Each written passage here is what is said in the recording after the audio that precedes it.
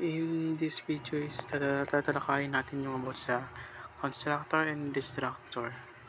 So, ano ba ang constructor and destructor?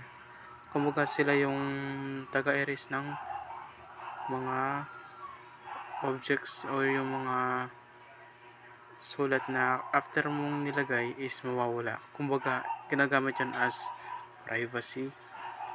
Katulad nung sa pagano ng mga ATM, kapag nagwi-withdraw ka, is after mo nag-withdraw or after mong ginamit yung ATM machine na yun, is na mawawala yung info na galing sa yung ATM. Yun yung work ng constructor and destructor. So, dito naman, isaanoy natin yung destructor. From the word it cleans up the data. After mong yung cleans up the data, mawawala siya bigla. So, tulad dito, lalagyan natin yung class, private yung public, andyan na. For example, ito, constructor called cleans up the data. So, after nyan, is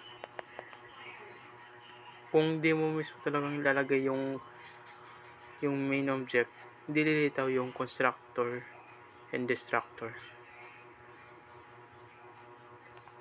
Pero kung nilagay mo naman, is ito yung lilitaw.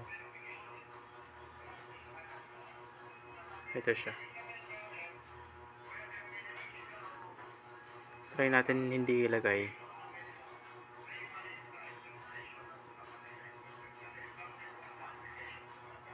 Try natin ilagay, hindi ilagay. Tapos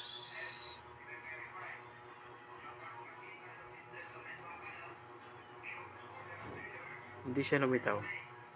Kasi wala yung nilagay na hindi natin nilagay mismo yung main objects.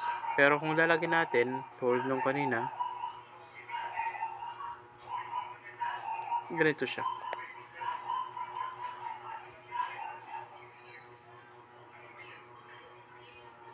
So that's all for today's video. Thank you.